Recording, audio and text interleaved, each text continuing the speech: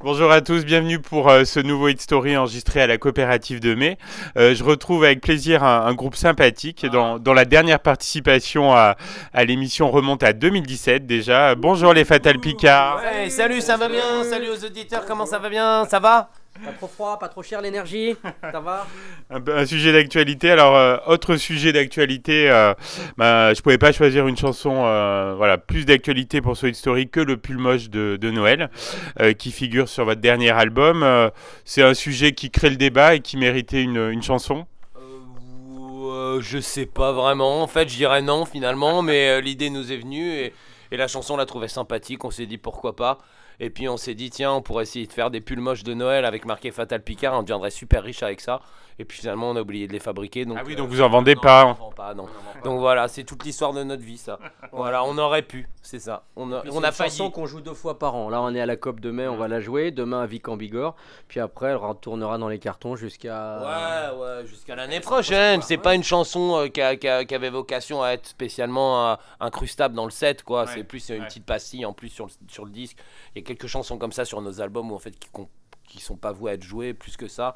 Et celle-là en fait partie, quoi. C'est un peu comme le nain de jardin des temps modernes. Avant le nain de jardin, les gens trouvaient ça moche. Puis ils ont commencé à les voler. En les volant, ils ont mis ça chez eux pour faire ridicule. Mais finalement, ils ont fini par trouver ça beau.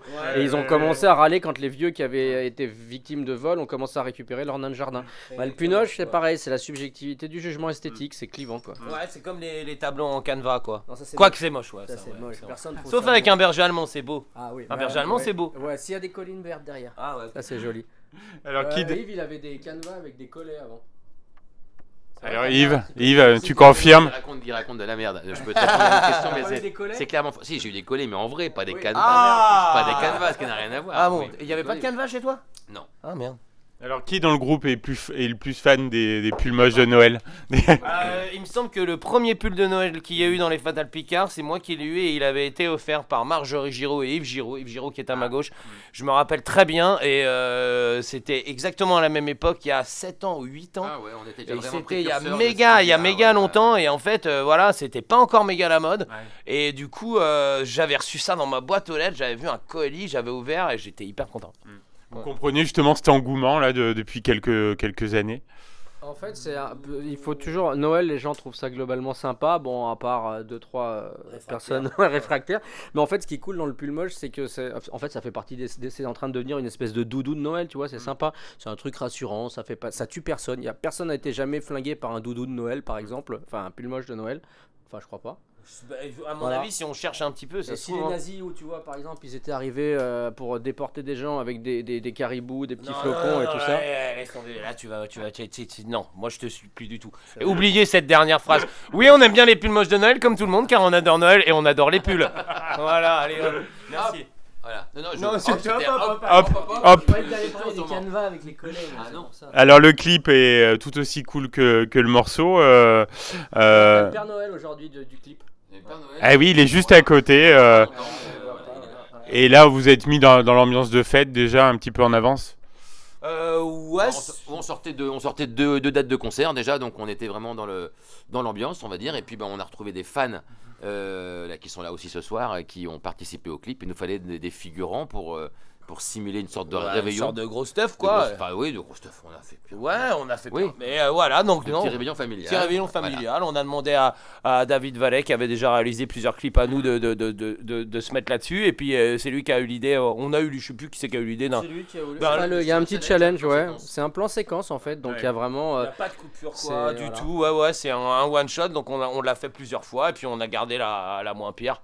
En fait, on va dire ça. Vous avez tous un beau pull, un peu différent, les couleurs différentes. C'était le principe. C'était un peu le principe. C'était un voilà. peu l'idée Il y quoi. avait des gens qui avaient des pulls moches, vraiment moches. Hein. Par exemple, Fabien, Ouais, les il y en a, figurants, et- son pull était moche, Et on objectivement. voit- Et on voit vraiment que ça c'est subjectif parce qu'il y a des gens qui se sont pointés avec des pulls moches qui étaient pas si moches. En fait, et Il ça, peut y avoir du beau dans le moche. Mais c'est ça en fait. Notre ingé son, il a participé au clip, il avait un pull moche, sauf qu'en fait c'était un pull beau. Ah non, c'est pas ça qu'on le vire. Donc voilà, mais c'est une vraie réflexion sur notre rapport aux choses, hein, je pense. Il pourrait y avoir une histoire de l'art avec un chapitre consacré au pull moche.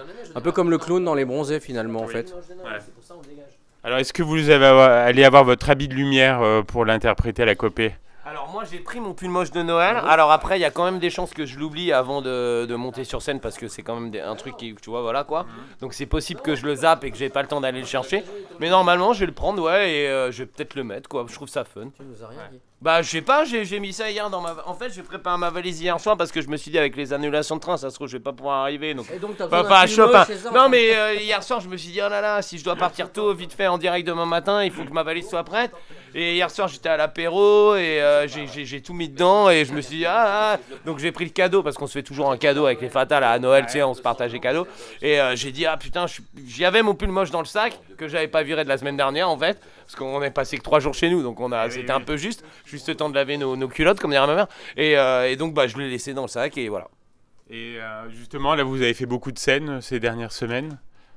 Là, on a pas mal enchaîné, pas plus, pas moins. On joue tous les week-ends normalement, au moins une date, voire 2, des fois 3, mais voilà, des week-ends de 2 dates, plus le clip derrière. Donc c'est vrai que là, c'est un petit mois. Ouais, c'est un On bel s'est automne. fait un très bel Olympia en septembre. Il y a eu des dates chouettes à la laiterie à Strasbourg. Là, il y a la COP de Metz, ça nous fait plaisir parce que déjà c'est plein et en plus c'est des salles, on aime bien revenir. Un peu comme la laiterie à Strasbourg. On s'est fait le bikini. Enfin voilà, On a ouais. la chance de remplir les salles alors que c'est loin d'être le cas pour plein d'artistes. Ouais, je confirme, ouais. Vous avez un public très fidèle quand même qui vous suit depuis longtemps, Yves. Oui, tout à fait. Très fidèle depuis longtemps. Non mais J'ai pas non, entendu la question, non j'ai seulement pas- ils nous suivent, mais en plus ils suivent notre actu et ils savent qu'on Et ils joue nous quoi, suivent parce les loges, que en plus, regarde. parce que c'est vrai Oui, que ouais. toi les pubs de nos concerts elles sont pas relayées non plus, tu vois, des milliards de fois par les médias, on va dire canal historique quoi. Ouais. Donc on va dire et du coup non on a du public qui nous suit et qui répond présent et c'est hyper cool. C'est hyper cool parce que tu vois voilà on passe nulle part à la radio et puis on est ouais bah si, La preuve. voilà bon la preuve ouais. On est passé sur France Culture et Europe 1 avec le pull moche. On repense. Europe 1 oh là là la purge.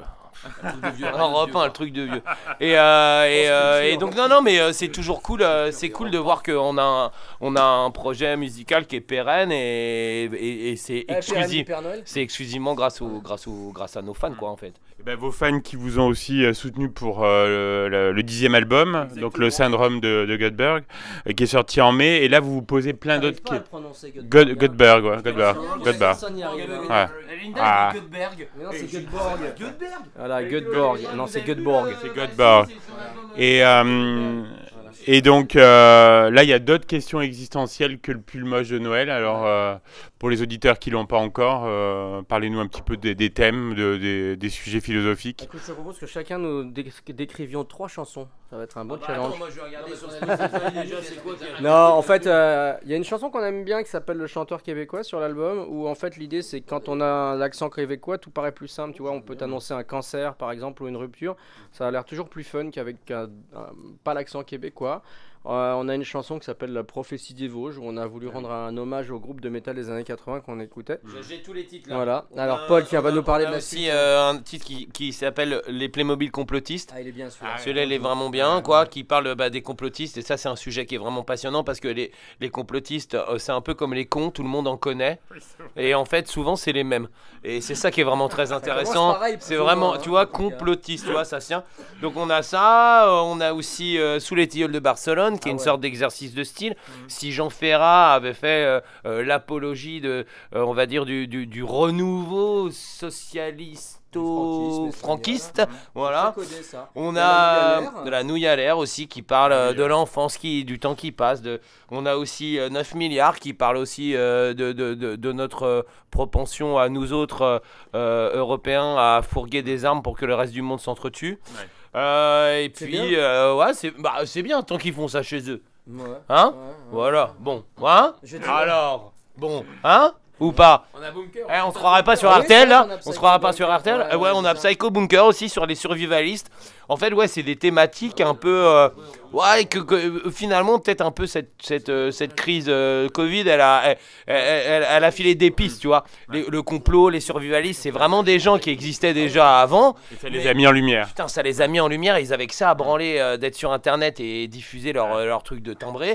Et donc, du coup, voilà, des trucs qui nous semblaient comme ça un petit peu anecdotiques sont devenus un petit peu récurrent et Non, donc il y a ça peu nous de a donné chans- des Il y a idées. peu de chansons dans l'histoire de la chanson française. Il y a peu de textes où il y a Christine Boutin à un moment dans une phrase. Ah oui. Et ça, c'est important. C'est marrant parce que les gens hésitent à la citer alors que... Ouais. On l'a cité 2 fois du coup parce qu'elle est dans c'est Psycho vrai Bunker. Vous l'avez remis dans la lumière là aussi. Non, on a cité Non, Christine il Boutin aurait une fois et on a cité Valérie Pécresse une deuxième fois. Christine Boutin, Valérie Pécresse, le binôme de l'enfer. Et Roselyne Bachelot que vous remerciez aussi pour l'album d'avoir aidé pour la culture. Ouais, Roselyne Bachelot non mais elle a aidé pour la question Roselyne Bachelot, je me rappelle plus. Hein, ouais. Ah ouais? Ouais, elle a rien fait. Au moins, on est tranquille. c'est vrai. Non, tu vois, contrairement à Malraux qui a fait plein de trucs, on peut critiquer ou pas, mais elle, au moins, on est tranquille. Il y a rien n'est attaquable. Hein, dans ça. Elle est passée au ministère de la Culture comme un courant d'air au milieu du désert. Comme un quoi. paix sur une toile cirée, comme dirait Jean Roucas. Non, il disait ça. Non mais il a dû le dire. Ah, ouais. Oui. Et on vous retrouve également en BD.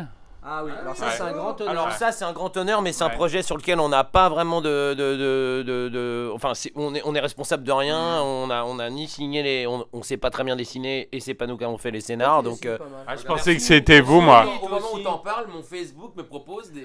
oui donc C'est fou quoi. ouais des fans amis voilà dessinateurs En fait, c'est ça. C'est Juan et Jean-Luc Guerrera qui sont leur métier, c'est la bande dessinée. Ils travaillent beaucoup avec les éditions Bambou et en fait, ce qui nous a plu, c'est que c'était une demande de fans. C'était Ouais. pas nous qui étions à l'initiative de ça. Et en plus, l'idée, c'était plutôt que de faire classiquement, on va illustrer en chanson les chansons des Fatal Picard. En fait, comme ils sont très fans, ils nous connaissent plutôt pas mal et ils nous ont incorporés dans des aventures. À un moment, on se retrouve dans une émission de télé-réalité où on est engagé contre notre gré. D'ailleurs, à cause de notre tourneur Benoît Philippe qui est là aujourd'hui, on faudra qu'on lui casse la figure tout à l'heure. Il y a un autre truc, on va en Écosse enregistrer dans un château hanté notre album et Paul il doit à un moment dompter la bête du Loch Ness. Ouais, je le vois bien là, oui. En fait, on est un peu vraiment dans du voilà bambou ça fait c'est de la jeunesse, c'est vraiment c'est une BD pour jeunes.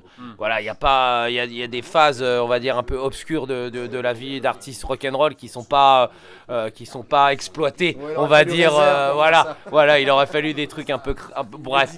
En tout cas, c'est très Scooby-Doo, voilà, on a des persos chacun un perso bien identifié. Bah voilà, Et il y a c'est c'est des aventures rocambolesques, humoristiques et voilà, c'est sympa. C'est lui en fait, je sais pas si vous C'est reconnaissez. trop mais Ah c'est oui, lui. en effet. Voilà. Ça ressemble pas trop, mais. Je Ça précise ressemble pas pour trop. les auditeurs que Benoît Philippe, notre tourneur, justement, c'est lui dans la bande dessinée qui nous oblige et qui nous inscrit de force à cette émission de télé-réalité. Exactement. Voilà.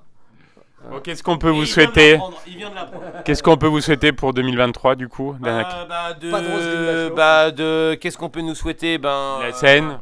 Ouais, de la scène, de vendre autant de disques Orelsan, de faire un feat avec Orelsan, de faire un enfant avec Orelsan. Non, c'est pas vrai. Le message est passé. Non, mais en vrai, nous, on est complètement indépendants et grâce à notre public et c'est notre force pure. En fait, nous, on est Et fiers d'un truc. si on peut continuer comme ça à Ouais. faire ce qu'on veut, et ben ça c'est cool. Voilà. Bah, non mais c'est ce que dit Paul, c'est-à-dire qu'on a depuis le début les Fatales, on a imposé notre logiciel, notre vision du monde, notre économie, et en fait on s'aperçoit que notre modèle il est économiquement viable, artistiquement viable, humainement viable, et en fait ce truc-là, moi c'est le truc dont je suis le plus fier, c'est d'avoir une vision du monde et de pouvoir faire que cette vision du monde elle s'incarne dans les Fatal Picard à tous les niveaux, et en gros on est redevable uniquement aux organisateurs de concerts, aux Et gens à qui notre bossent pour nous, public, et au ouais, public ouais, surtout. Et ça en fait c'est une vraie liberté parce que notre liberté de ton elle va avec cette approche de la musique en fait. Continuez d'être heureux les gars et de donner du plaisir pas dit au qu'on public. était heureux, Mais si ça se sent, ça se sent. Il fait froid, il y a des grèves de train, alors... Ouais, si quelqu'un pouvait récupérer Paul le 18 là du côté à Tours, à 16h et je vais à Rennes. Ah bah ça passe quand lundi? Oui. Ah bah putain, j'espère que je serai rentré chez moi. Bon bah en tout cas, appelez au standard et prenez des nouvelles. Merci les gars, c'était un plaisir de vous retrouver. À bientôt. Avec plaisir, merci à toi.